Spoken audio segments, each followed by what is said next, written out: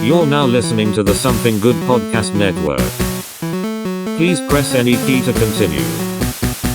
You don't know about the other side of the pyramid? The fifth side? It's called the floor, you dumbass. I just want to make sure he realizes there is a fifth side to the pyramid.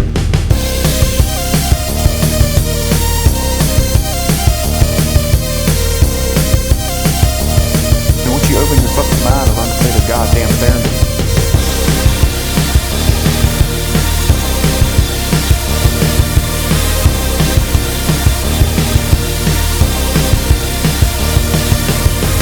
I know all of them, and I believe none of them, which makes me an expert.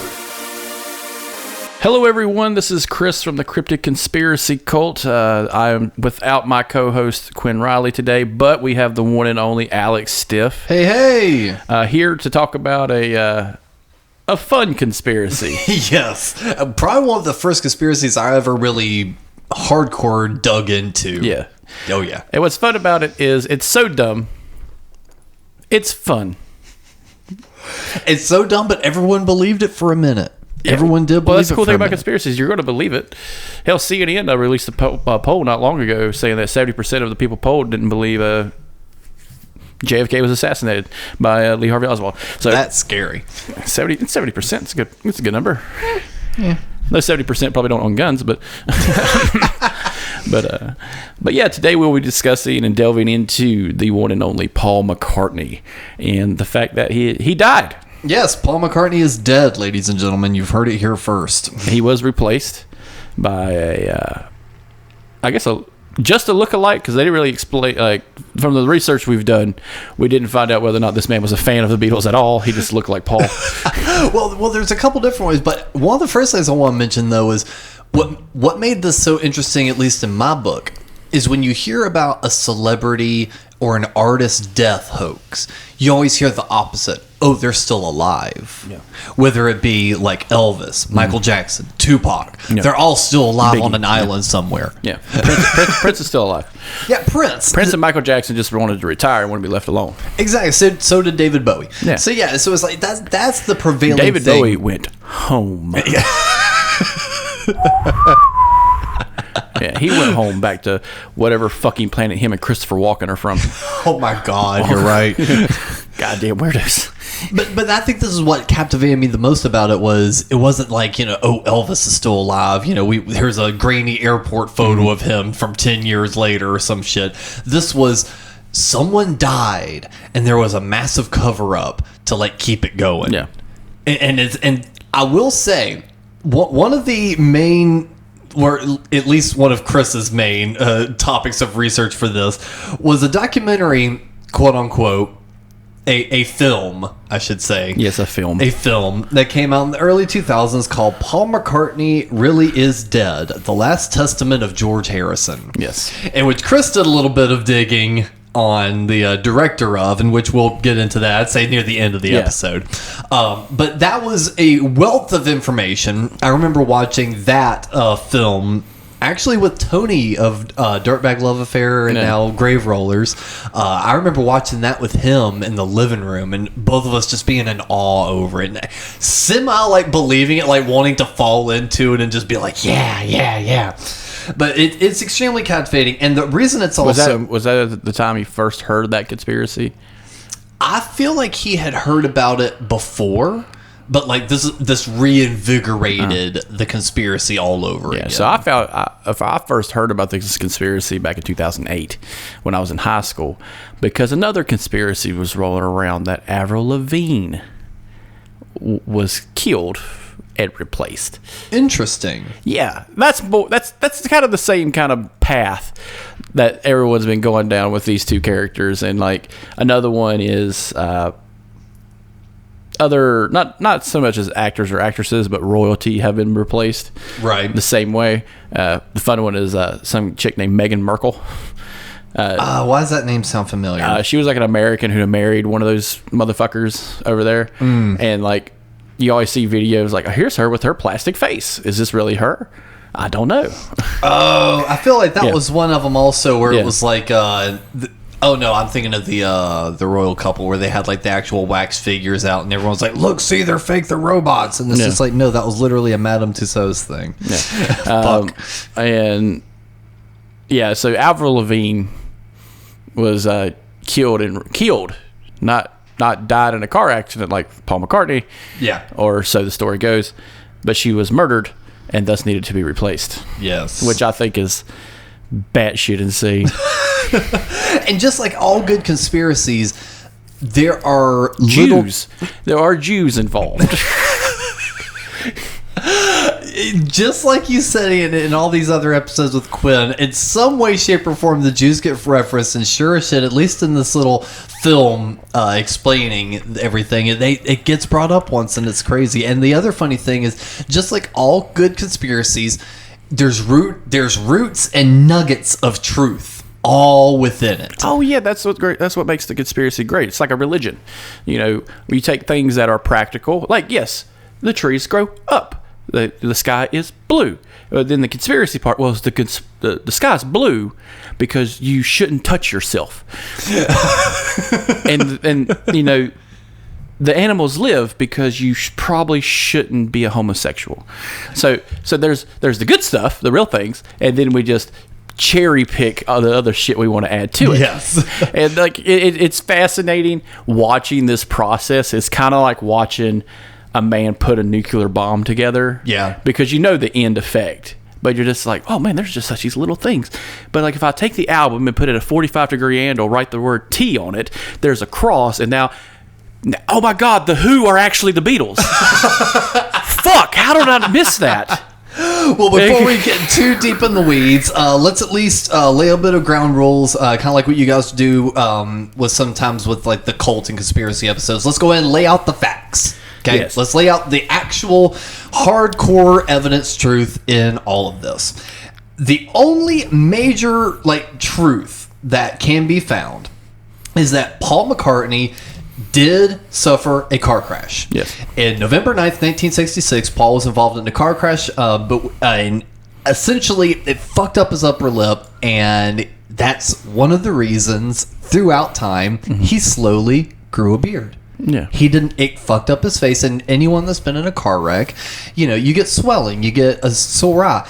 And people also forget there's not long periods of time between all these Beatles releases. This band was together for barely 10 years. Oh yeah, it's no different than, you know, Leonard Skinner or Black Sabbath. Black Sabbath, their first year had 2 albums. Yeah. So like you're talking about bands who are just pumping out fucking hit after hit because they fucking have to. Yep.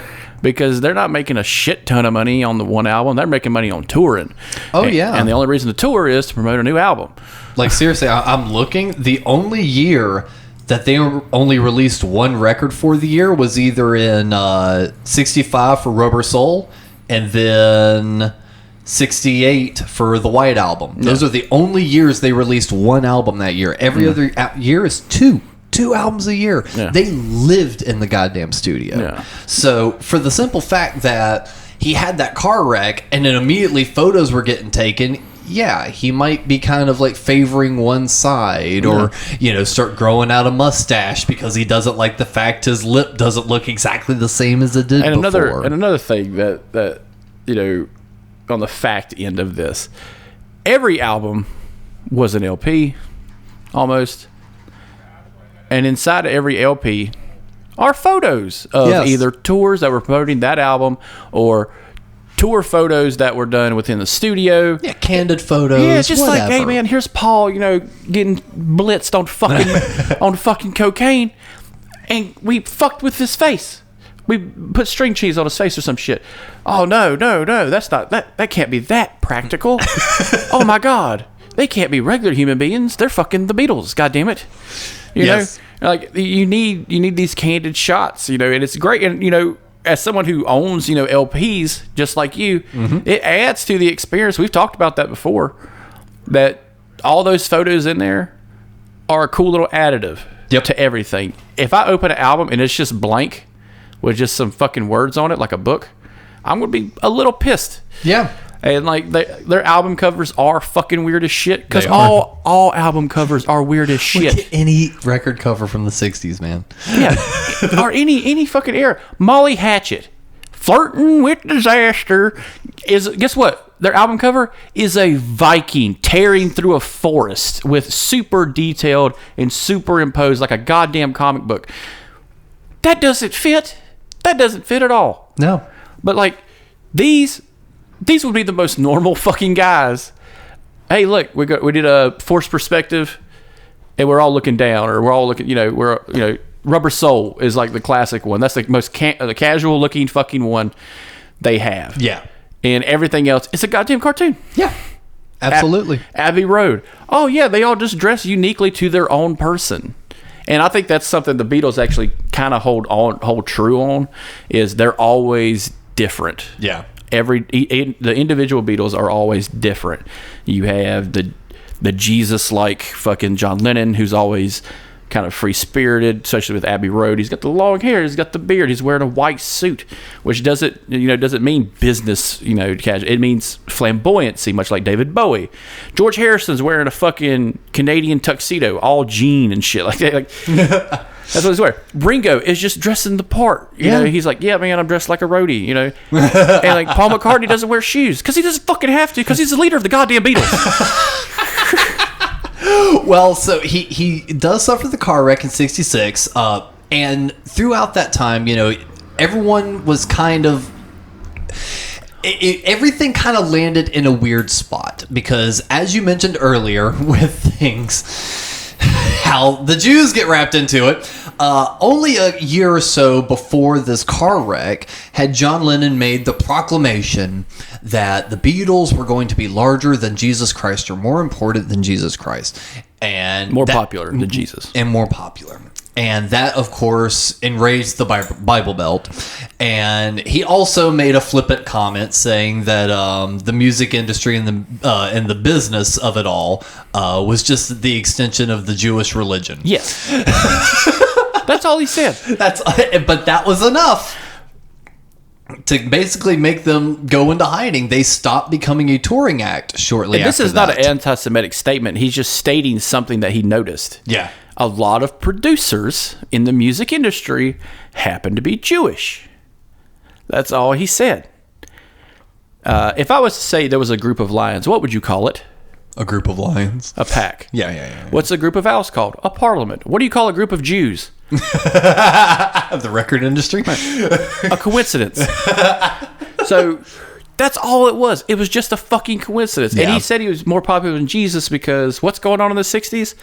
A bunch of fucking hippies who left home, left the Bible Belt, and listened to fucking rock and roll, decided to do some fucking dope. And guess what? You can't do that in church. Nope. So guess what? They're probably fucking more popular than Jesus to those kids. Absolutely. And that's exactly what I was going to say on that. As much of an ass that he is, he was probably kind of right. And also, least we forget, these are teenagers.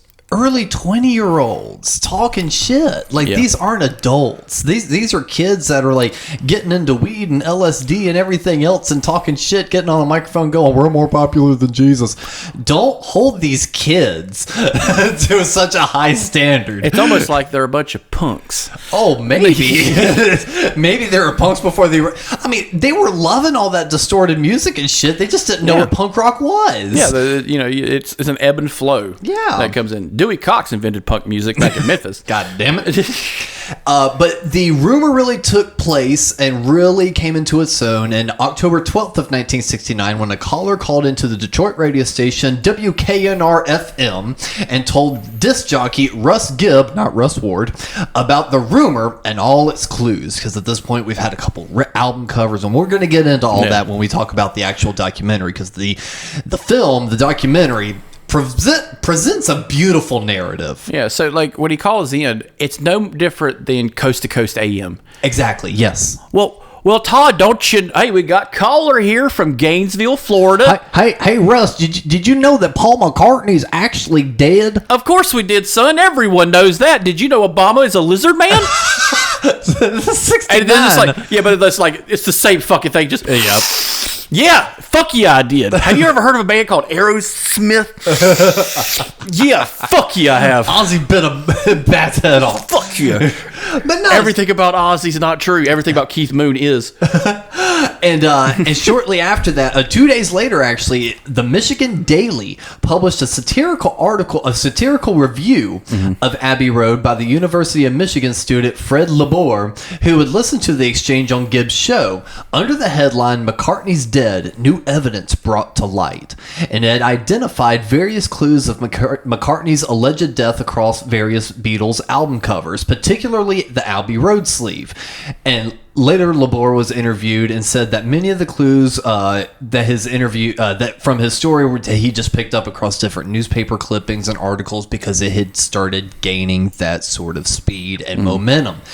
And kind of shortly after that, it really died off. Paul McCartney himself did a little photo shoot, and a little thing in Time magazine being like, "I'm not dead, motherfuckers," and just kind of squashed it, and it just more or less kind of became a joke, if that makes any sense. And it feels like everyone just to a point forgot about it until this documentary came out in the mid-2000s. And I remember when this came out vividly because a lot of people started talking about it again, and it reinvigorated my interest in it because I had heard the rumor and I had always kind of chalked it up to the joke.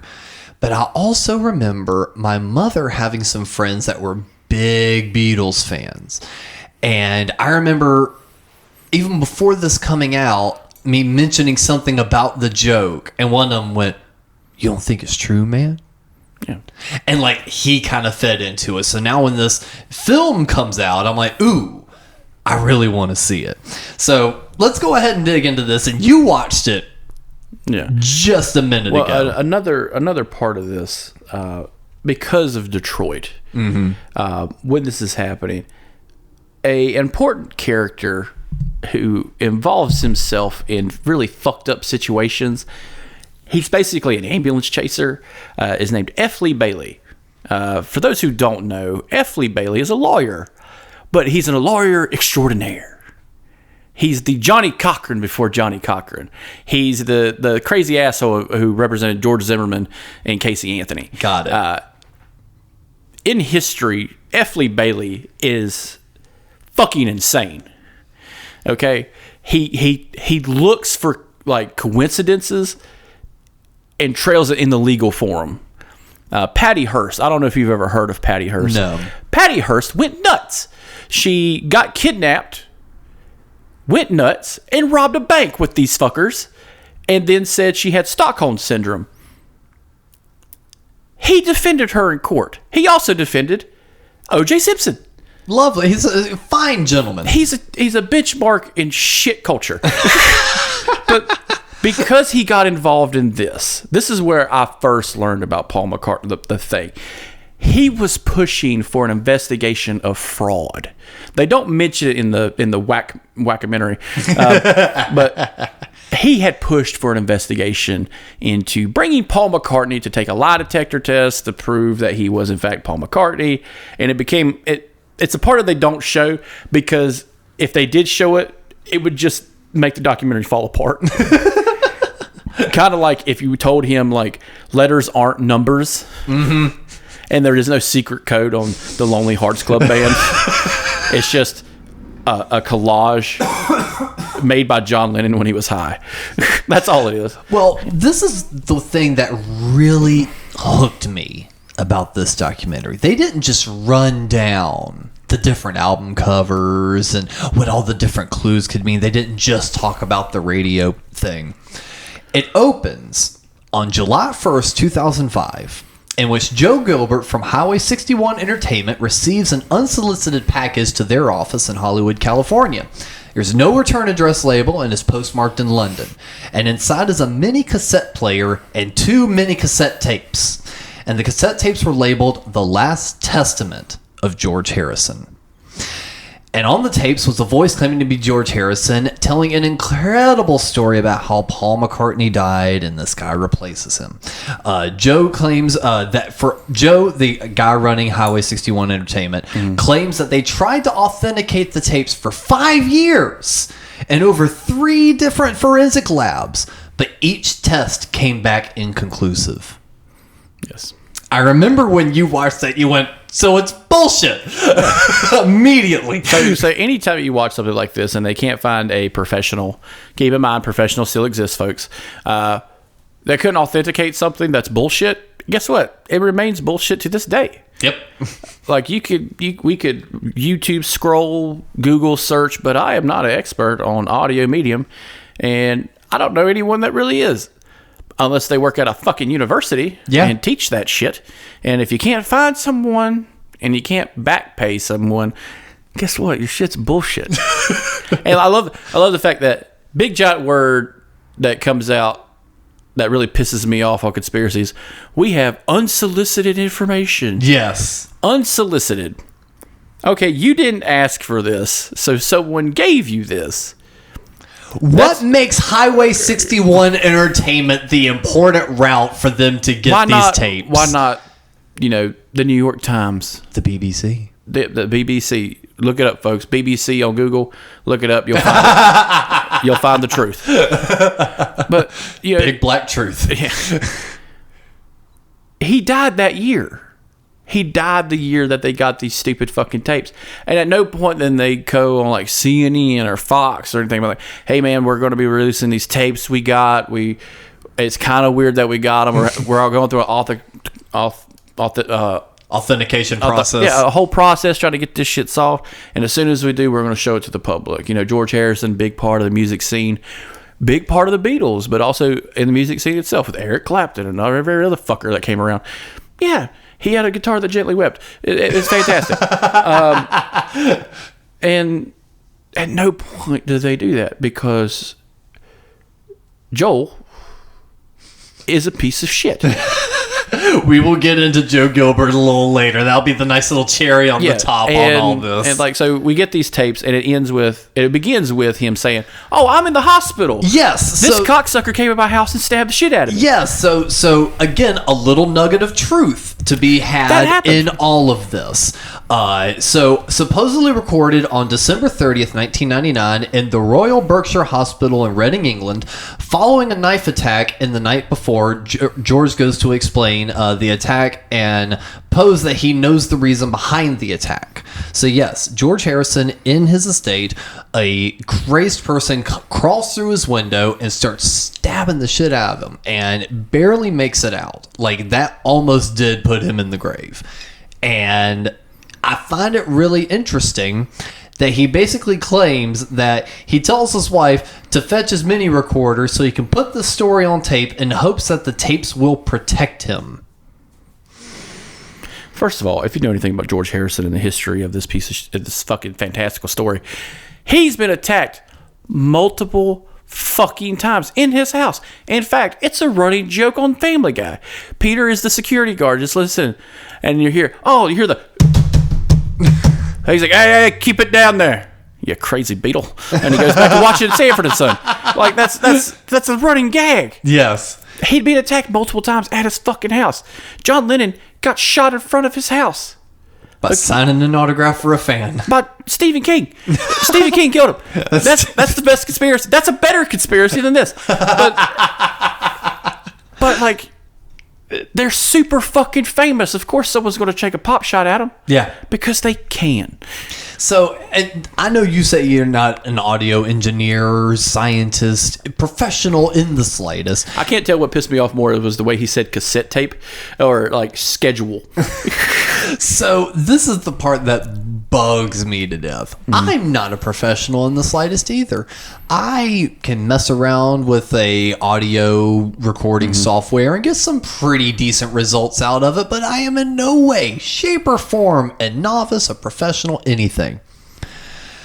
But I know what a tape recorder sounds like when you record your voice on it. I know that. not only from the music I listened to, but I had one of those mini tape recorders with the little mini tapes. My family had one of those, and it was fun because I would like make them laugh like hell because it had a speed change on it, so you could record at a slow speed and get a lot of content. Record at a faster speed, higher quality. Well, I also figured out if you recorded one way and then flipped it, it would be warped and shit. So I just record myself like on the normal setting, going like, "I want coffee, coffee, coffee, coffee, coffee, coffee," and then put it on the high speed and play it back for the folks, and they laugh. That shit that you hear from George Harrison throughout this entire documentary is so crystal clear. It sounds nicer than these microphones. Yeah. It's ridiculous. The motherfucker is in a sound room. The sound-alike is in a sound room claiming to be George Harrison. That was the part that was enraging and annoying me the most, because let's really paint the picture. He's laying in the Royal Berkshire Hospital after getting stabbed nearly fatally. And he's recording on a mini tape in a hospital.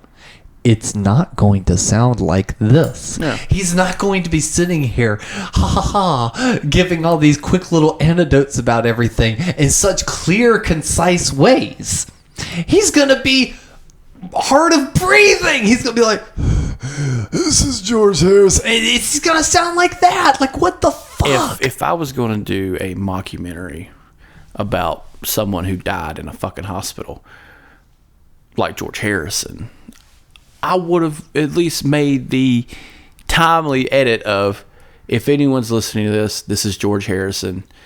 Today's date is blah, blah, blah, 1999, probably like a week or two before he was stabbed to death, saying, "I fear for my life, and I'm making these tapes. Boom. Please give these to the proper authorities. Something happens. I'm totally fearing for my life." You know who did that? A famous YouTuber did this, but before he died. So then guess what? There was an investigation, and they found out who killed him, because that's how that works. Yeah. If I say here on this show, I have no inkling about killing myself. I do not want to kill myself. I do not feel depressed. So if you find me dead in my house, it's Alex's fault. Alex killed me. Please understand, Alex murdered me because I know the truth about him. Shit. Okay? No one can find out. Yeah. He's actually allergic to peanuts. That's his truth. I met someone who was allergic to peanuts. I called him weak. He didn't like that. And then George Harrison, I throw in large air quotes, then goes on to tie John Lennon's death by Mark Chapman into the whole narrative, claiming that John rang him around December 1st, 1980, saying that he was going to go public and tell everything about Paul. Then 8 days later, he died. Yeah.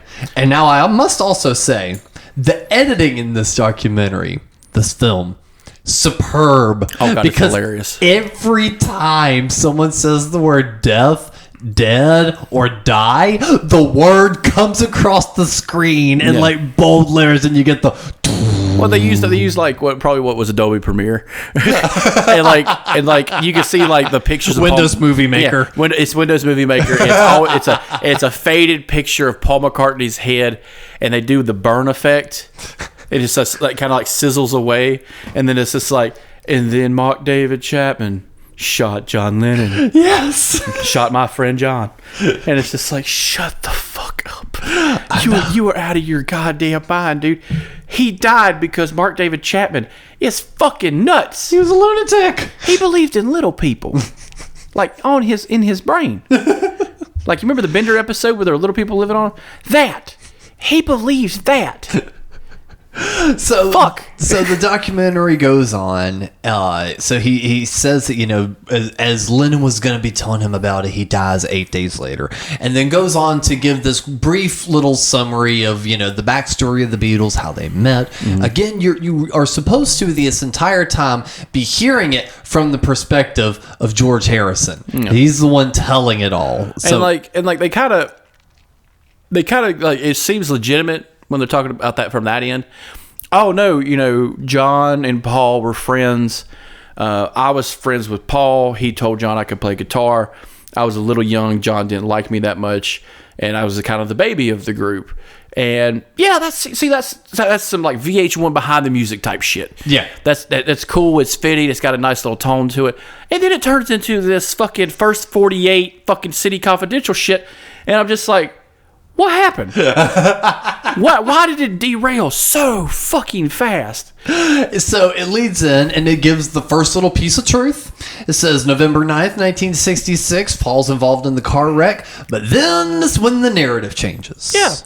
It says, but within this narrative, after finishing at Abbey Road Studios and after Paul and John had already shared some words, which also was true, they were not getting along at the studio at the time. Four guys in a room who play music together can't get along for a day? Whoa, holy shit. Fuck.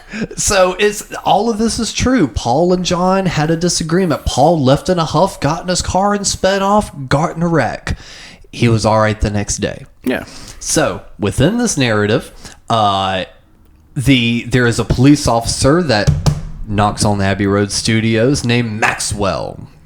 And Maxwell informs them of Paul's wreck, and they all pile into this police van and return to MI5 headquarters. Well, first they go to the wreck. No, they go to MI5 first. Okay. Out of all of it, I wrote down the beginning of it almost word for word because it's so fucking asinine. So they return to MI5 headquarters in which Maxwell was dispatched. No, explain to the folks what MI5 is. So we have the CIA here. Yes. Who do nasty shit to keep us free. The MI5 do the same thing for the British people to keep them free. Yes, it's the UK's domestic counterintelligence and secret agency. The service is directed to protect British parliamentary and democratic and economic interests and to counter terrorism and espionage within the UK. It's spies. Yes, high level shit. 007 is MI6. Yes, That's as far as that goes.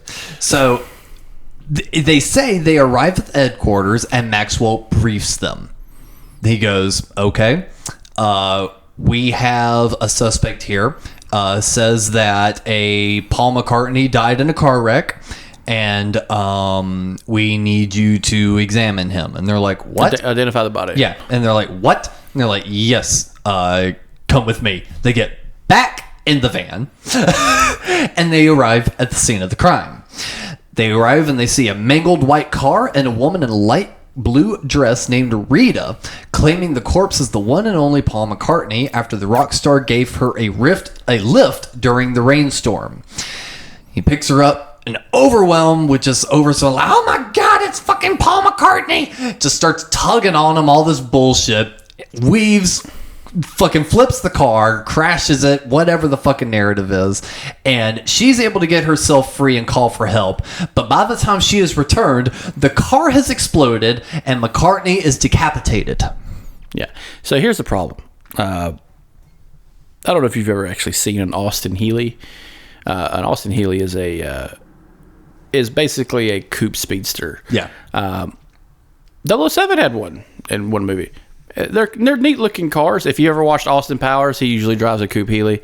It has it's a hard top convertible. Mm-hmm. All right, so they're saying it rains, but when they show the vehicle, there is no top. So I have to believe, because he never does any more, falsifying, that he drove with the top down with a random bitch in the car while it's raining because she needed a lift because it's fucking raining. That is either the most asshole-ish move or the fastest way to get a woman wet. That is fantastical. Only Paul McCartney can do it, baby. Oh my God, Paul. And the fact that they said he got decapitated. Yes.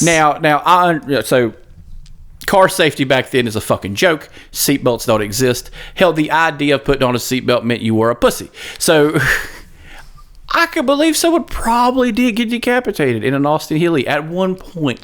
Well, but this is the way it ran down, though. So the car crashes. Mm-hmm. Rita is able to get herself out of the car. Paul cannot. So she goes and calls for help, and while she's calling for help, the car explodes, and that's what decapitates him. And here's another problem I have with it. They talk about the vehicle swerved, and he did an overcorrection because of the oncoming vehicle. I believe they describe it as a bus or a double-decker bus or something like that. Yeah. Later on in this mockumentary, this fuck whistle says they put subtle clues in songs and backwards thing, and one of them was, "I swerved to miss a pole." So either someone is high, Yes. and can't keep their fucking conspiracy straight, Yes. or you just gave me evidence that you're a fucking idiot.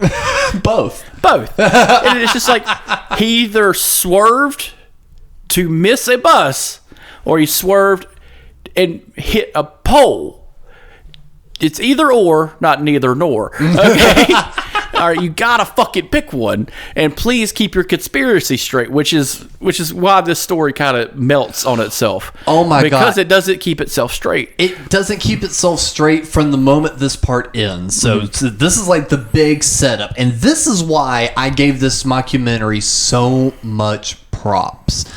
Everything that I'm listing right here, and the reason why I wrote it down in such detail is, I was telling you when we were watching it, I said, isn't it amazing though how many dots they can connect? And you went, yeah, especially when you're drawing your own fucking dots. Yeah. There is so much that happens in this little part of the narrative that it creates new hints and new tips. It's insane. So, well, that's the great thing about more masterful conspiracies is, if I say something, you're gonna believe it. yes. Like, jet fuel can't melt steel beams. That's false. It can. Anything hot enough can melt steel. No one can shoot 3 bullets at 250 feet at a moving target within 6 seconds. That is a lie. Marines do it all the time. He was a fucking Marine. All right? You can't get that many people into a car, but yet clowns do it every day. And it's just, and I'm just like, why? I love making up facts. It's fun as shit. Oh, yeah. Sometimes you can't tell if I'm telling the truth. It's fantastical. I should probably be in an asylum. But this right here is word jujitsu. Oh my God, yes. Yeah. So this is where it really starts. They start drawing a lot of their own dots for them to connect later on. Okay. Helen Keller hitting a page. It's dot, dot, dot, dot, Absolutely. Due to the explosion, Paul's decapitation had suffered his decapitated head has suffered a great deal of trauma, blowing out nearly all of his teeth aside from the 2 molars poking out on both sides of his cheeks. And which Maxwell, the cop, just flippantly replies, kind of makes him look a bit like a walrus. In which Lennon starts pummeling him on the chest, screaming, "No, I am the walrus, not Paul, not him. I am the walrus. I am the walrus."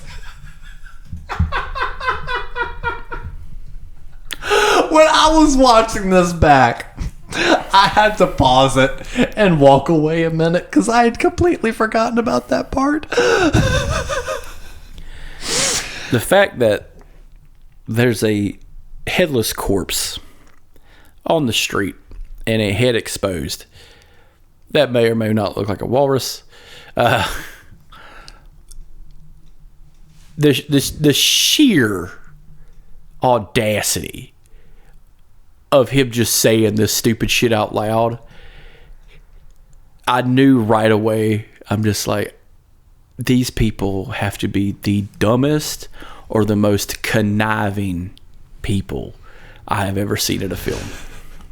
Maxwell's a son of a bitch throughout this whole movie. Because he's fictitious. He never was real. He's a Voldemort in this situation. Now, I do have to make mention, if any hardcore Beatles fan is listening to this, they've probably already called the first shenanigan. Yeah. Okay? Why would John Lennon be upset, screaming, "No, I am the walrus. I am the walrus." Clearly, that would be a reference to their record. But that doesn't come out till years later. It does not come out until years later. This supposed incident happened in 66. Hearts Club Band doesn't come out until 67, along with Magical Mystery Tour in 67 as well. Again, 2 albums per year. So again, this doesn't come out for a fucking year, yet Maxwell's making what seems to be a reference Yes. to it. Interesting. Kind of falling apart there, at least in my book. Coincidence. I think not. Eventually, Maxwell gets them back to one of the side rooms to gather themselves as he starts making phone calls. Maxwell then emerges and states that Her Majesty's government believes that if Paul's death were to be made public, a rash of suicides would likely follow. In which now the mockumentary film decides to show all the Beatles hysteria going on. Now, let's pretend we are in this weird MI5 fucking government world. Fuck, there's a lot of ashtrays in here. If this had actually happened and Paul McCartney did die of this car wreck, let's say even as brutally as they said, fucking rolled the car, it fucking explodes, decapitation. Do you think there would have been a large outcry? No. And I can give evidence why. The day the music died in America, where Buddy Holly died, there was no mass fucking suicide. And he was the biggest fucking thing in music. Not only that, I don't think he taught Beatles mania, though. Now look, my argument is not coming from a big Beatles fan. I am a casual at best. No, it wasn't just him, though. Buddy Holly died, and then another died, and then Patsy Cline died, and then all these huge artists die, mainly in plane crashes, because you can't trust aeronautics. No mass hysteria happened. That is the biggest myth about society, that this mass panic will begin because this buck-toothed fucking Englishman died in a car accident.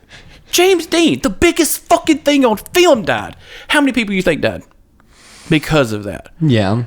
You know the worst thing that happened because Buddy Holly died? His wife had a fucking miscarriage. That was the worst fucking thing. Yeah. That's it. That's all that is. Lady Gaga could die tomorrow. Everyone would be fine. Look, man, the reason why I have to still ask that question, one, is I totally hear and feel where you're coming from on that. They never had Beatles mania. They never had girls like screaming and fainting, and like there's like that footage of like when they came to the U.S. and they played that TV show, and it's like you could not hear them play because the audience would not shut the fuck up. Like they are screaming the entire time. I don't think James Dean had. He did have a lot of that, but I don't think he had it to quite that level. I think they give it. There was a lot of hysteria. They give it too much credit. They give it too much fucking credit. It's this stupid idea of something new, and it's all Americans. It's 95% of it was all Americans. Elvis was pulling puss from fucking back in the day, and he dies. Thank you, Mama. And he dies in the fucking 70s. There was no fucking mass hysteria. They died in an accident. People die in accidents all the fucking time. Yeah. This stupid idea of hysteria. How do you justify the hypocrisy of I hate these 4 little fucks for creating counterculture, but no, I gotta protect them because if they die, all these fucking youngsters are gonna cry and bitch and kill themselves. Well, they semi-explain it, I guess. Yeah, so when he says that a rash of mass suicides were likely to follow, therefore it must be kept a secret for as long as possible. And they do. I didn't make the note. I thought I did, but they do kind of explain it where it was like this was like one of the most important things that like the UK had. That like it had the potential to like the Beatles had like the potential to bring about this peace.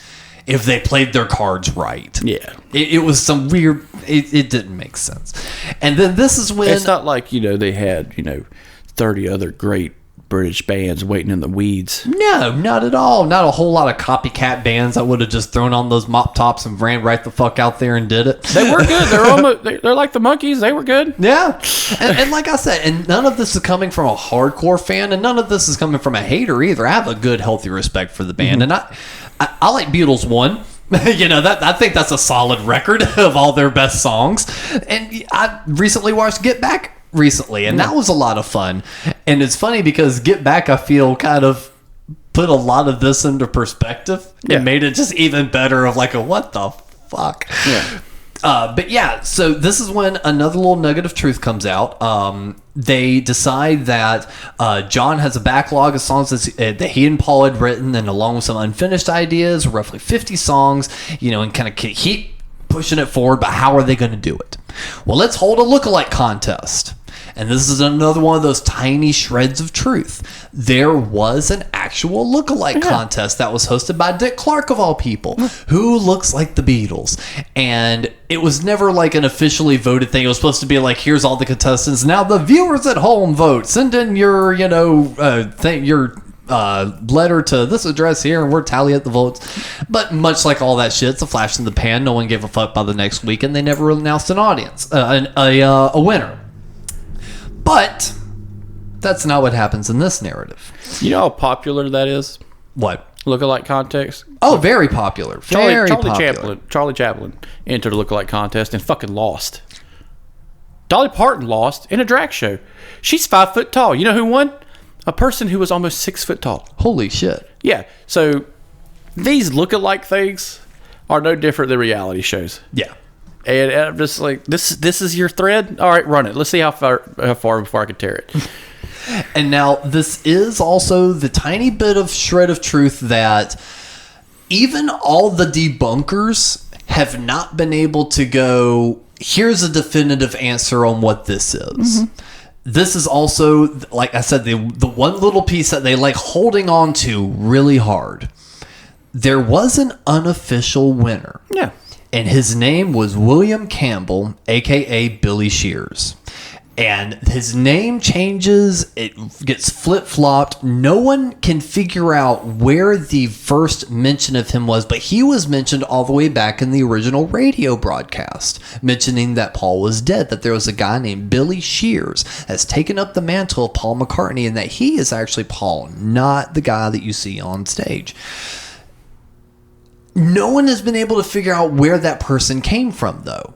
But he also shows up in Beatles songs written by name. And that's even Beatles historians have not been able to figure out who Billy Shears truly is. So that is probably one little bit of the mystery, though, that I like, is that this Billy Shears, William Campbell guy kind of shows up in this whole narrative, and even like actual archivists are like, yeah, we that name starts popping about. Even Paul McCartney jokingly says, "Oh, I'm not Paul, I'm Billy." Like he even starts kind of owning into it, leaning into it some. No one knows where this name came from. If I wanted to speculate where it probably came from, they were on probably a bender at some point, met the Campbell fella, and like, hey man, I'm thinking about doing music, but I kind of want to change my name because I look like Paul McCartney. And they're probably like, what, you go by William Shears? Nah, Ringo says, nah man, do Timmy Shears. No, do Billy Shears. That's kind of a cool name. Mm-hmm. And wouldn't it be a wild coincidence that the guy that calls into the radio probably was Campbell or fucking Billy Shears? Ooh. If I had met the Beatles and they gave me fucking advice and it kind of didn't work out and I looked like Paul, I met Paul and he was in a car accident right after I met him because he was a drug addict. Not yet. We don't know if they did drugs in the mid-60s. He said he tried LSD 4 times. He might have fucking got high and forgot he did drugs. So if I was a disgruntled person, or not even disgruntled, just someone who wanted to do a little bit of mischief, yeah, been like, cause a little trouble. Hey Detroit, I got this wild ass story for you. Did you know Paul died? Yeah, man. This guy Campbell fucking chode. His name's Billy Shears. He's the real Paul McCartney, man. Now, did what I just say sound like a better fucking conspiracy? A little bit. So I bet I could make a documentary. oh my god. So at this If I find Billy Shears and he lives in like Goldsboro, North Carolina, and like runs a fishing shop or some shit, I want $1 million. So Billy goes under plastic surgery to start looking a lot more like Paul, which also kind of showed up in other tellings of this narrative throughout the years before this mockumentary, was that Billy had to go under prosthetic surgery and all this in order to more look like Paul. And this is also when the whole documentary, for any sort of Beatles historian, fan, anything, falls apart. Because again, Paul's car wreck was in November 9th of 1966. In this documentary, Rubber Soul is the first album they choose to show all the hints and clues that Paul McCartney is dead. Rubber Paul, because of the plastic surgery that had to be done and them grieving. And if you look at the album cover, the cover is warped in such a way that, because Billy and his plastic surgery wasn't fully there yet, they needed a way to kind of warp the image so people didn't immediately find out that it was Paul. Ignoring the fact that this was recorded in October to November of 65, released in December 65, a full year before Paul McCartney's car wreck. Well, now would be a good time to add to the conspiracy that they had planned to murder this man. Oh my God. Ringo has solely been trying to murder the Beatles. One by fucking one. And it's because he's not the best drummer in the band. And then they go on to say that Revolver, it had to be drawn because they didn't want to risk it again with trying to take another photo of Paul.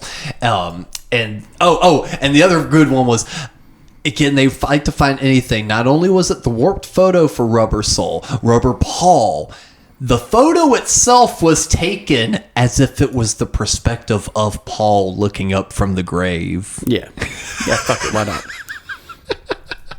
It's not like, some photographer who worked a whole fucking week trying to get that cover right. Yeah. Probably did all this work, and some chode saying, oh no, it's the perspective of Paul. No, I used an angular filter and no, and a little smudge right here. I got a new camera for all this, and they paid me lots of money. I'm really proud of this, actually. And go to the Revolver. Oh, it had to be drawn because we can't show pictures. If I open the fucking album, there's pictures of them. In fact, there are pictures of a live show in that goddamn album, if I remember. Yes, there is. And one of them is Paul just side-faced. Why? Because the photographer took that picture that way. Nose hiding the scars. Yeah, fuck it. Why not? Why not? And this is the first time a lot of the lyrics start coming into play. Oh, and, God. I did not write down all of them. I wrote down just a few of the good ones. But my favorite out of all of this was Eleanor Rigby. The song Eleanor Rigby was from the perspective of the small secret funeral they had for Paul. Mm-hmm. And that it was supposed to be only I think Maxwell was there because of course he has to fucking be there along with the three Beatles. He's your villain. Yes. Along with the three Beatles, the pastor that Harrison made very important note. Father McKenzie. That they later made Father McKenzie, yes. Made very important note to say that as Paul was being lowered into the ground, he was holding his hand up. Which then creates the dot that they can make for every time there's an open hand near Paul's head. Look. It's symbolism for that, because sure as shit, on the animated Revolver cover, there's what looks like to be kind of a hand-ish shape near Paul's head. I think if ignoring this also came out before the wreck. I think me and you could sit back and make a documentary just like this about Peter Criss being dead. Danko Jones is beating you to it. He took this sort of inspiration and created a whole thing on how Peter Criss is actually dead. Yeah. And I think we could do another one proving that Gene Simmons isn't Jewish. We could do this for any artist. Yeah, any artist. Bill Any Cosby's artist. not real. No. But like Bill Cosby was created by the white media. Yeah, that's it. Yeah. Probably. That sounds about as believable as every other thing we cover on this show. Yeah, why not? Fucking Jimmy Carter gave Alzheimer's laced jelly beans to Ronald Reagan. And now another great one. And I saw out of my peripheral when this one was happening, and you were just face palming, rubbing your face the entire time. It was the Yesterday and Today Butcher album cover. And now this album cover is notorious in the Beatles circle anyway, because outside of this conspiracy, it's a fucking weird album cover. It is. It's the four Beatles sitting around with like bloody pieces of meat and like fucked up like baby doll parts. It's a statement cover. That's What all was it the is. statement though? These Who fucking fucking hippies. cares about these fucking people? Everyone has a weird concept album. Yeah. Every big band has one. Fucking. And it's like, but the music wasn't super concept. It was just It a doesn't weird... have to be. It just has to be fucking weird looking. Yeah. Fucking. David Bowie had like 14 different fucking personalities in all his albums, and all the covers look weird as shit. But guess what? The music sounded good on all of them. Yeah. So, like, who gives a shit? But, like, you know what I'm saying? Like, it's just, it bothers me that people get mad that the hippies made a weird cover and didn't use it. Yeah. What was Rubber Soul supposed to look like? What was Revolver supposed to look like? Yellow Submarine, what was that supposed to... Was there actually going to be, like, a Yellow Submarine kind of thing? Or did they just pay an autistic kid to draw it? Because that's what it fucking looks like. Like, you know what I'm saying? Like, you're picking and choosing the battles on this thing, and it kind of goes on later to Abbey Road when we get to it, but it's just a concept album cover. Yeah. But, and it is just very weird, though. I bet you money that they were going to release another album with that cover. They had already just taken the photos. Yeah. That's it. That's all it was. You know how many photo shoots these fuckers probably did? And Fucking it's just like 2 a week. yeah. Like, hey, can we use this as a cover? Sure, George. Sure. Here's your blocks. Thank you. And it's fucking funny. And then so the narrative they wrote with that was the body parts and the meat and all this stuff was meant to signify Paul's death. Mm-hmm. Well, Maxwell hears about it. Uh-oh. You can't have Maxwell hearing about this stuff. I'll beat the shit out of you. Maxwell shows up to Lennon's house, roughs him up a good bit, and tells him to change the fucking album cover. And he's like, okay, I think that's a good idea. I believe his exact words were, cunts. Yes. You British cunts. Yeah. Change the album cover. That's 2 on the nose. Mm-hmm. The real story is they submitted it, and Capitol Records went, what the fuck is this? Yeah, because they got to sell in America. Yeah, and they were like, it's our album cover. They're like, no, it fucking isn't. Yeah. You can't. We're not going to release this. Do it again. Do it again. But we like it. Do it again and take a bath. So they went, all right, fine. And they literally took, and I've heard the story on this, they said they took the most basic photo they could. They grabbed a little travel trunk, set it up, and they all just stood around it. Very and simple. eventually at one point Paul was like, I'm going to get in the trunk. And like kind of scooted himself in and just kind of sat in there. They said they were just going to make the most plain basic photo. Because actually, when you look at that cover compared to all the others they were doing at the time, it's very basic. There's no effects. There's no backgrounds. No font. Anything. Just the 4 of them in there. But no, Paul McCartney sitting in the chest. Oh, that's that's Billy Shear sitting in the chest to show that Paul, the real Paul, is actually dead. And here's what I love about that. You're trying to take a photo for an album cover to feature 4 people. Symmetrically, it doesn't look great. Rubber Soul looks weird as shit because it's at a 45-degree angle. It's kind of weird. What are the arguments they made? Oh, in Revolver, he's looking away. Everyone else, everyone is looking away. I know you did that too. Yeah, and Revolver and Paul is like straight side profile. He's looking at you.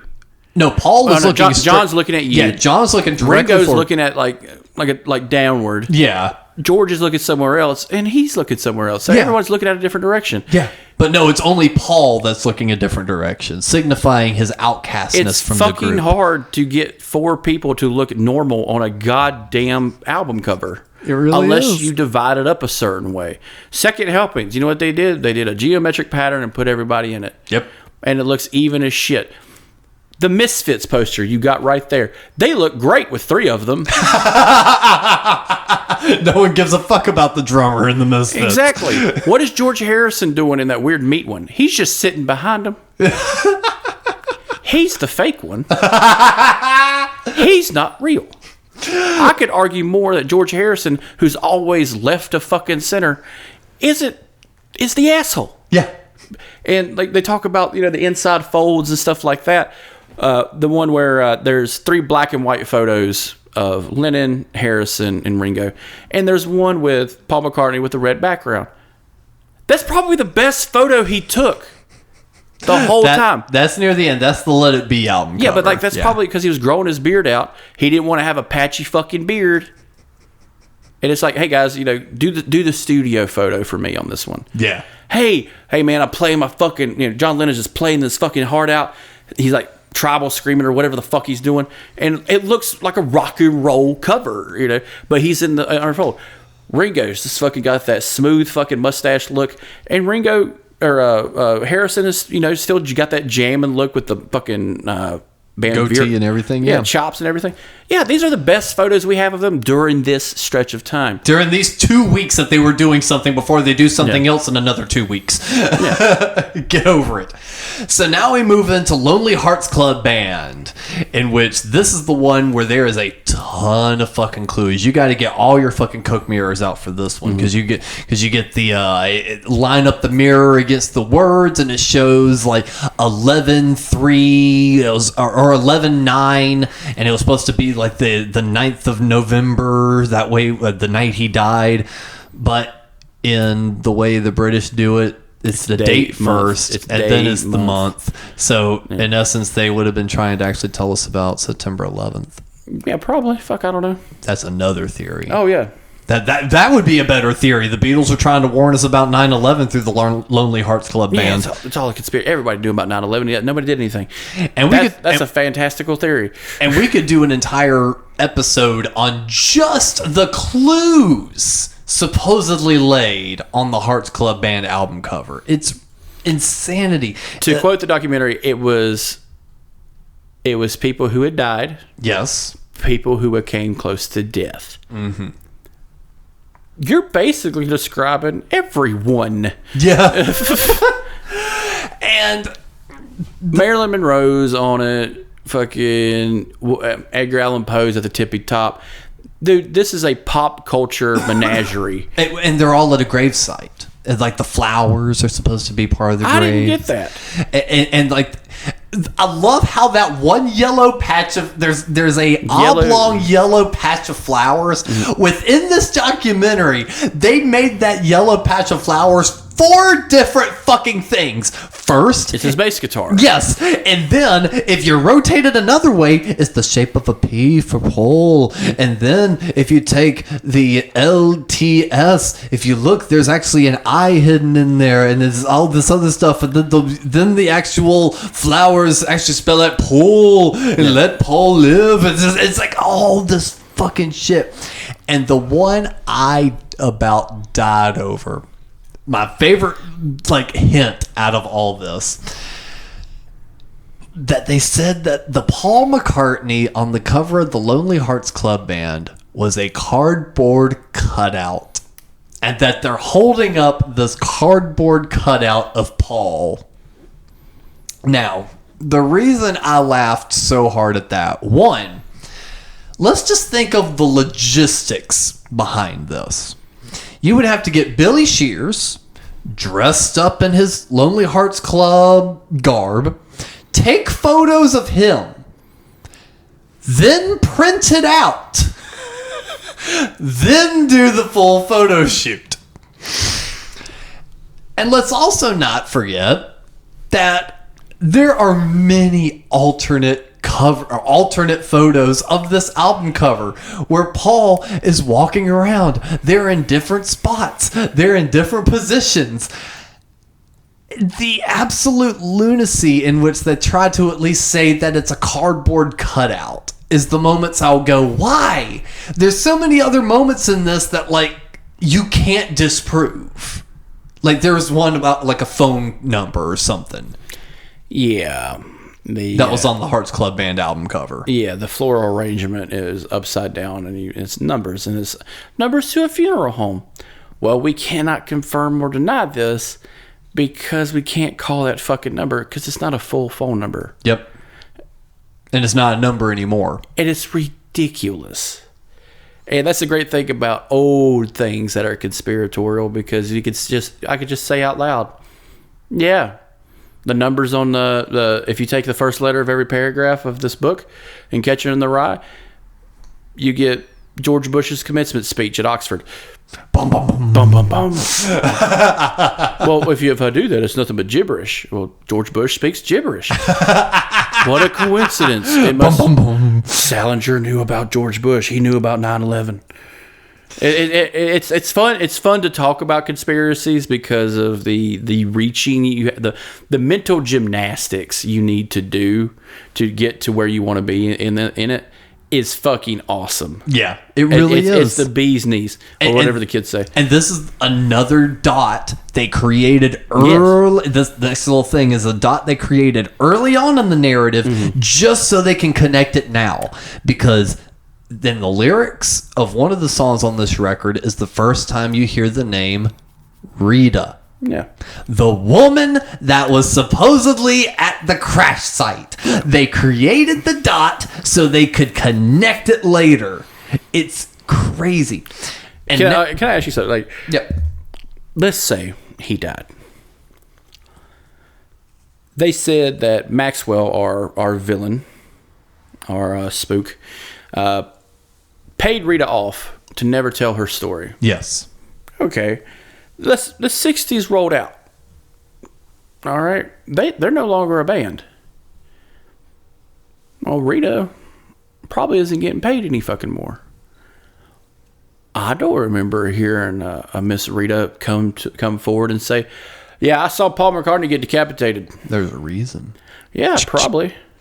She was taken care of, Chris. Yeah, fuck it. Let's let that be the end-all, be-all. All that they were taken care of. Motherfucker, people don't just fucking get murdered by the fucking CIA unless they're in South America. Okay? Or Epstein. Unless they figured out how to make tea leaves into cocaine, like they're not going to be assassinated willy-nilly. And I also like how they try to find any reason for some weird shit the Beatles were doing to connect it to this. Because at this point is when they sought out that meditation guy in real life. Yeah, the guru scam of the mid to late 60s. Yes. So as folks may know in Beatles history, they go to this ashram. Yes, thank you. I didn't want to be insensitive and just call it some random bullshit, but a hippie commune. Yes, they go to this guy, do a whole bunch of hippie dancing, take a bunch of fucking DMT, and trip balls and fucking come back acting Ringo, all pull enlightened, that shit and try to come back all extra enlightened and shit. And they start adding all that weird crap to their music because they George Harrison learns how to play a scimitar, or not a scimitar. Centaur. No, not centaur. It's a weird guitar. Yeah.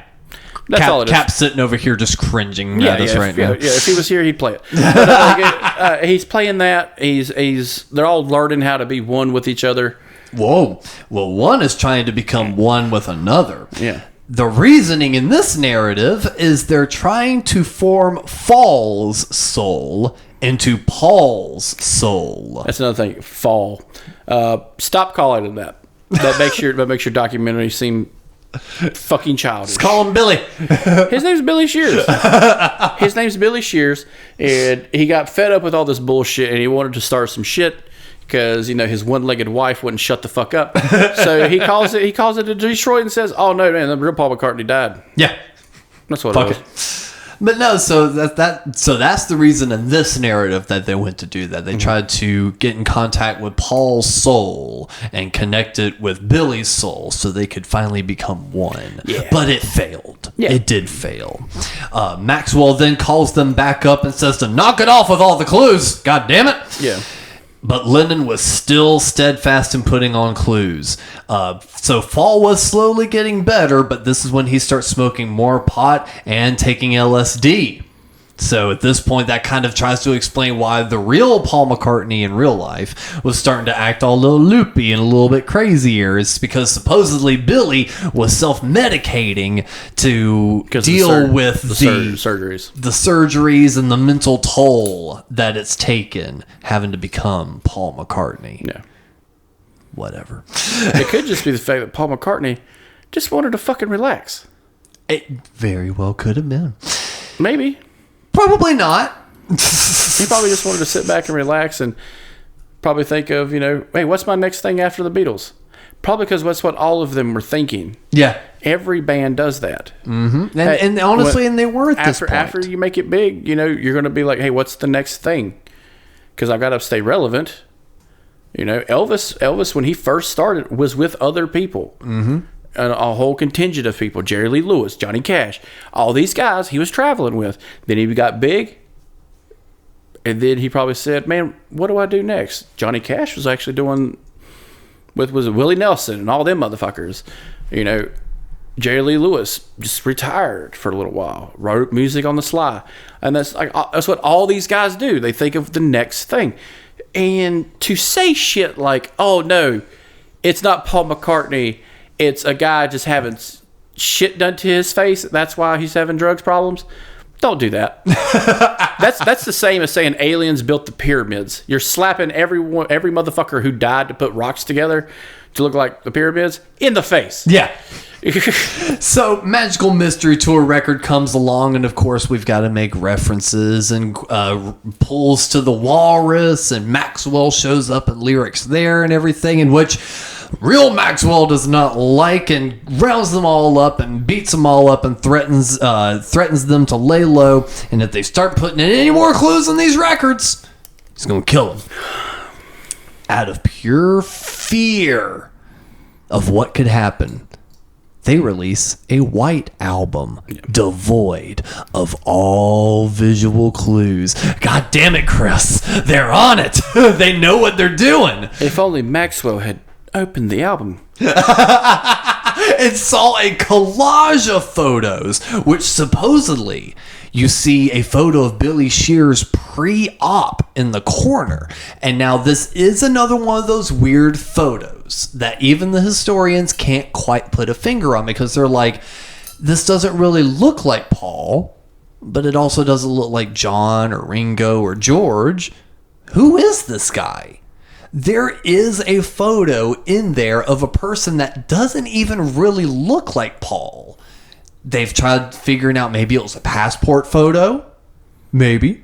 Something along those lines. Some weird just photo that had to be taken for something. But the facial features of the person in the photo doesn't entirely match one-to-one with any of the members. I got $1 saying it was probably Billy fucking Shears. The real Billy Shears. Yeah, he was probably with them at one tour or something, and they took a photo. He probably had to snap a photo because he wanted to go on the road with them, or he had to go in another country. It probably had to be a fucking passport photo.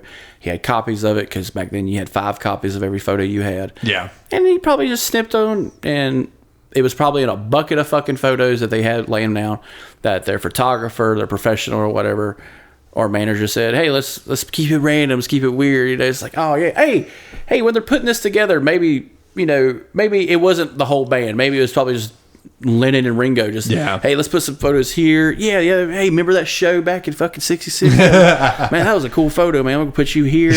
Hey, man, look what I found. Fuck, you remember Billy? Billy Shears? Yeah, man, cool. Yeah, guy. Paul. yeah. Let's put that in there. Because they're basically creating photo albums for themselves. They are. That's all that is. It's probably Billy Shears. And Billy probably saw that, snapped, and said, I'm going to call Detroit, and I'm going to break the fucking news. I am the walrus, motherfucker. This record, I am he and he is me. the White Album does have probably the most audible of the backmasking clues, though.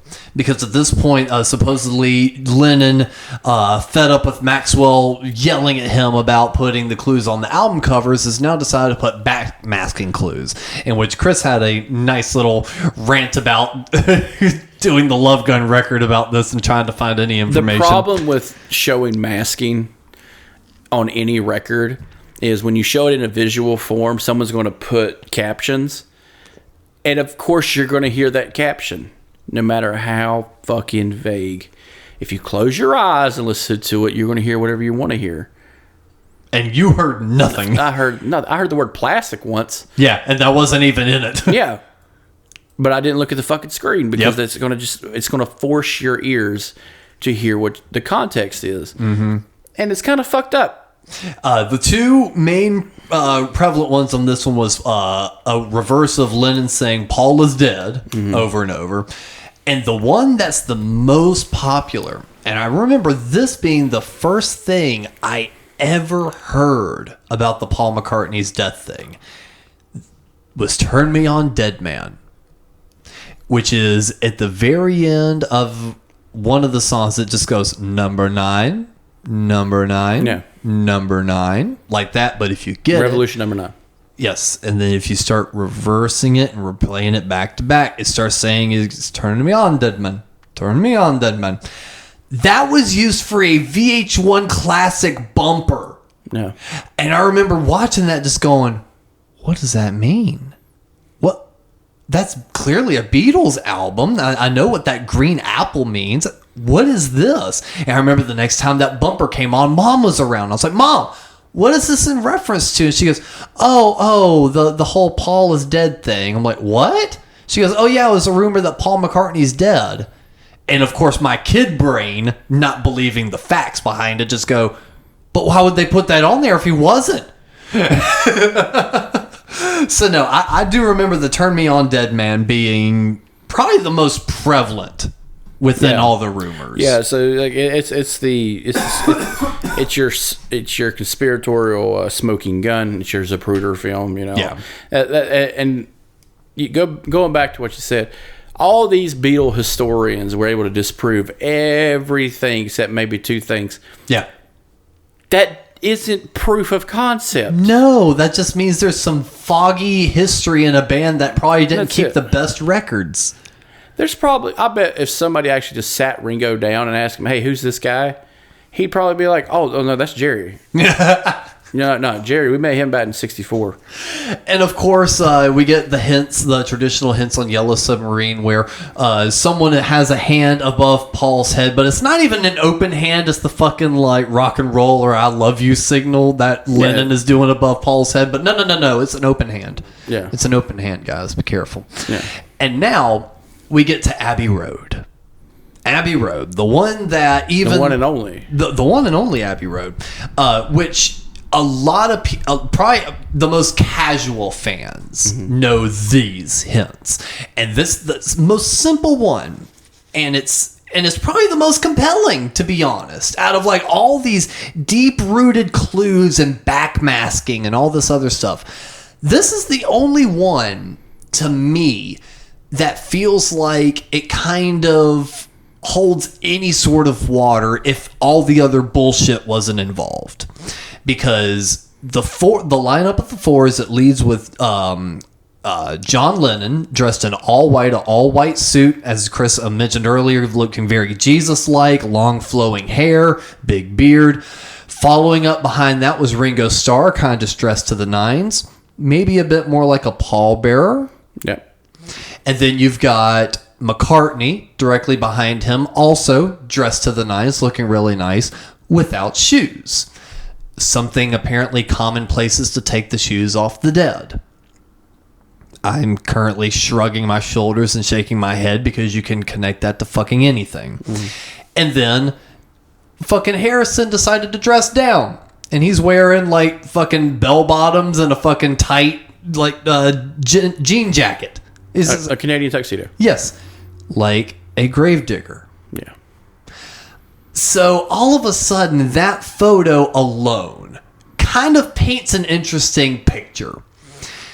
But then when you actually read about it, you find out that Harrison was on his way out. He didn't give a fuck anymore, and he was going to a fucking museum after this. McCartney had hot feet and didn't feel like wearing shoes. Lennon knew they were taking photos and wanted to dress flamboyant, just as you said earlier in the episode. And Ringo was just happy to be there, man. He got his juice box and his applesauce. He was just happy. It kind of, I would argue that Abbey Road's cover depicts what their fucking music is after they leave. After they each leave. George Harrison creates a different type of sound after he leaves with people like Eric Clapton and like those guys. What does John Lennon do? He does the whole free spirit movement. He's like, oh, lay off and turn off, man. No more violence. And I'm going to wear this all white suit for, the modern purity. But like that. But the modern robes of society is just like a philosopher would, but it's just a modern way. His hair is long, his beard is long, and that was his philosophy in life. Ringo went out because he's still part of the music business. He becomes a businessman in life in the music genre. Yep. Paul is just Paul. Yeah. He's just goofy old Paul. Yeah, and he looks goofy as shit. Yes, he's like a silly motherfucker. And out of all the members, he's probably the goofiest, silliest, has the best sense of humor about everything. Yeah, and another thing they were trying to pull was if you look, these two cars form a straight line. Of course they form a straight line. It's parallel fucking parking. They're parked. Okay, so but it's parallel parking, and I'm just like, oh, and this guy over here in the shade, oh, that's Maxwell or Death or whatever the fuck I wanted to make it to be. These three guys in the back. They are meant to be the real three Beatles. And then if you flip over the Abbey Road cover, you see a girl exiting frame wearing a blue dress. The dot they drew earlier, they're able to connect all the way at the end. They created this blue dress narrative at the beginning of the story so they could say that the blue dress on the back of the Abbey Road cover was the lady. So this is the part where I could make more evidence with AC/DC covers. Mm-hmm. Than this. So at the very end, Harrison is explaining that he's having a phone call with Lennon, and Lennon is ready just to end it all. He's ready to come clean. He's ready to do all this, yada, yada, yada. And he's like, why can't we just do this? Why can't we just, just end the Beatles? Why can't we just let it be? The amount of reaching you have to do and succeed in doing, you could climb Mount Everest in a day with that amount of reaching. Now, you may not know this, mainly because I didn't fully realize this until maybe about a month ago. But Abbey Road was genuinely their last record. Let It Be was not. Let It Be was recorded before Abbey Road.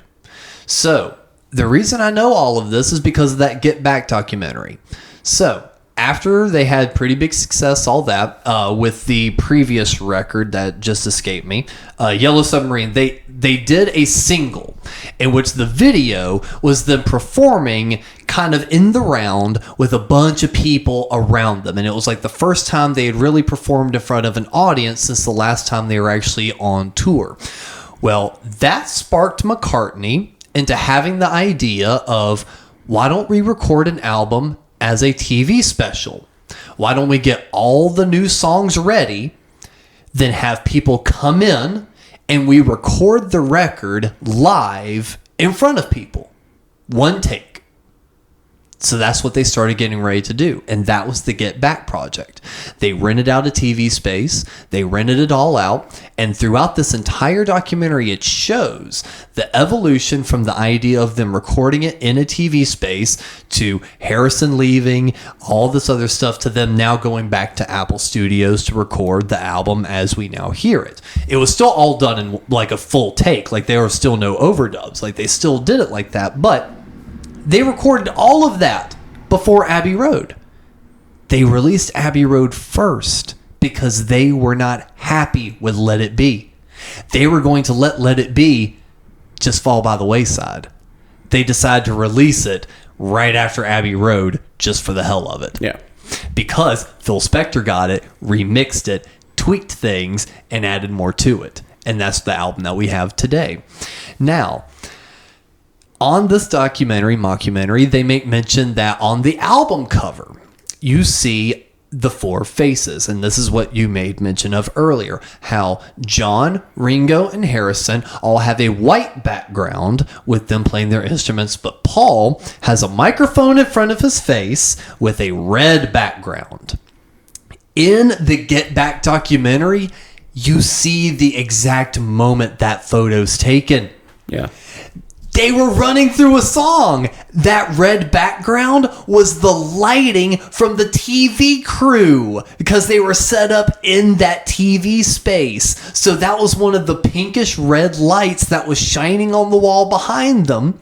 And you literally see Paul McCartney's wife at the time, who was a major photographer, take the photo. They captured that on video. So one, the nerd in me was just like, oh my God, that's so fucking cool that there's video footage of that exact photo getting taken. And then number two, it made me laugh even harder watching this documentary within 24 hours where they're like, the red was because he's dead. Yeah. Yeah, everything's because he's fucking dead. It's ridiculous. Yeah. So, all in all, I do have to say, the documentary really did do a good job of at least creating a narrative. Because they created a narrative. There was no narrative before this. When we get to it, it's like an hour and a half runtime. It is. What gets me is that he couldn't have spent an extra 10 minutes adding to the conspiracy that Paul McCartney, after the death of John Lennon, after George Harrison, after Ringo was kind of just out of the ether doing his own thing, what could have added to the conspiracy is that fake Paul, who has the rights to most of the music, remastered all of it and turned his volume up. Oh, because that's what Paul McCartney fucking did. All the remasters. Well, Paul didn't physically do it. I could do an episode on that too, but it did happen. It did happen. His parts are turned up. Yes. Wouldn't it be better to end the conspiracy with fake Paul did it because he felt that he's the real Paul? Yeah, like, and it's so fucking insane why you can't just make up. If you're going to make up a conspiracy, at least make it fun. Well, so the director, though. Yes, let's talk about Joe. Joe is a musician. Mm-hmm. He's a big fan of Bob Dylan, but he's also a big right-wing mockumentary filmmaker. And I did not know any of this until maybe 5 minutes before we hit the record button. Yeah, so when I saw the name, I recognized the name, but when I saw his face, that's when I really recognized him. Because he shows his face right at the top. Yeah, and what he does is he makes cover-up mockumentaries.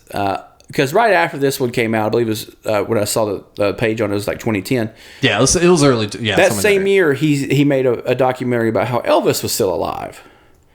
And later on, he made a documentary about Trayvon Martin in Florida, who was killed by George Zimmerman, and how it was a conspiracy.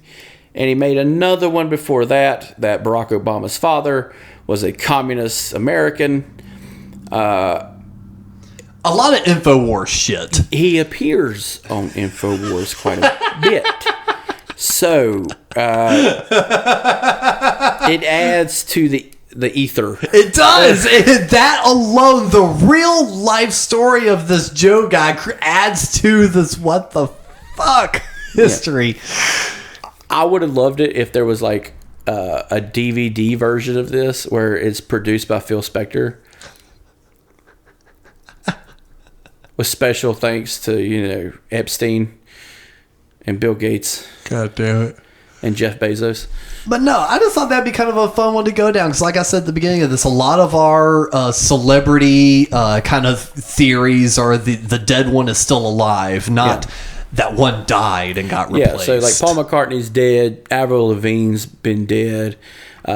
I believe, Peter Criss one is actually just fun. I know. I heard that one when I was a kid. And I'm just like, what? Well, no, the Peter Criss one actually had some validity. So yeah, but they had a guy come on TV. Well, in 1989, there was a guy posing as Peter Criss saying that he was homeless on the streets of L.A. Yeah. And of all people, Roseanne and her fucking husband. Oh yeah, I know who you're talking about. Roseanne Barr and her husband at the time. Yeah, I forget his name. Ran across this guy, thought it was the real Peter Criss at first, and was just like, we're going to give you help. But within like a couple hours, kind of realized it wasn't Peter Criss and brought it to everyone's attention. And yeah, they got on the Chris Donahue show. Yeah. And like Peter confronted the guy. It's just like, dude, I get if you're like down on your luck, but like, don't say that I'm down on my luck. Fuck, I'm fine. Which he wasn't, but still. But yeah, so that's where all that came from. There was someone truly believed that Peter was out on his luck, living on the streets, strung out on heroin, just begging for cash. It would have been funny if it was a woman. That way they could just make a hard luck woman joke. Oh. But the sad thing is Peter actually probably was only a couple grand away from being in that exact situation. Yeah, but like when I first saw that, the funniest thing I thought was they wear makeup. Who the fuck really knows what they look like? I know. Look, you have to know them on like a personal level to know what they fucking look like. Especially at that time. Yeah, because they're still wearing makeup of sorts. Yeah. When they take the makeup off. So.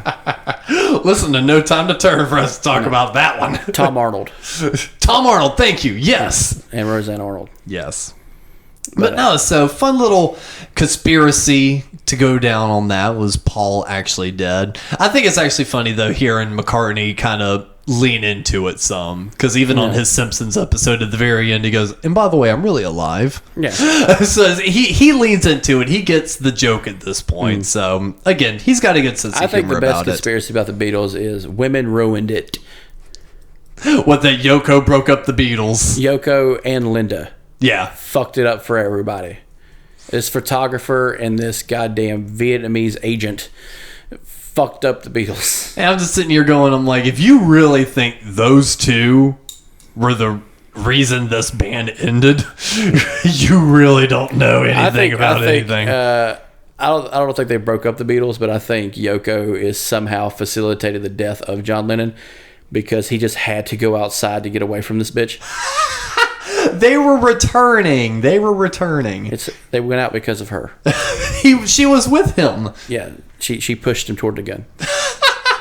Get him, John. Get him, John. Anything you say, dear.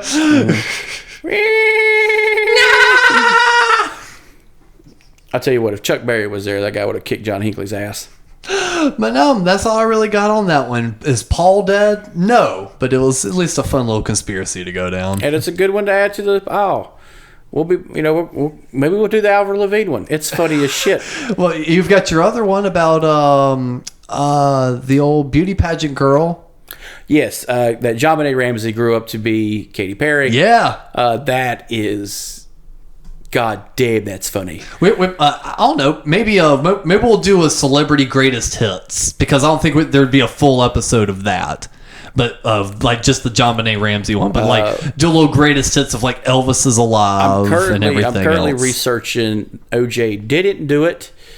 That's the one I'm researching right now. Is that even a conspiracy though? Yes, because he did it. Everyone knows OJ did it. He cut that woman's head off. I remember I said that one time out loud, and I had a teacher who's like, "Did you say he cut her fucking head off?" Yes, he did. And I was like, "Well, almost." But folks, thanks for listening. This is another great episode of the Cryptic Conspiracy Cult. Thanks, Alex, for filling in. Of course, I'll be here anytime you want. Convenient guest number 2. That's right. It works both ways, goddammit. We got some other stuff back catalog that you may be hearing soon with some different guests. Thanks, everybody, for listening. And in the Discord, please let us know if you got a conspiracy you want us to hear. And we'll cover it. Hopefully, we'll have Quinn back next time. And... keep on keeping on. Because I fucking sucked. Yeah. Keep on keeping on, guys.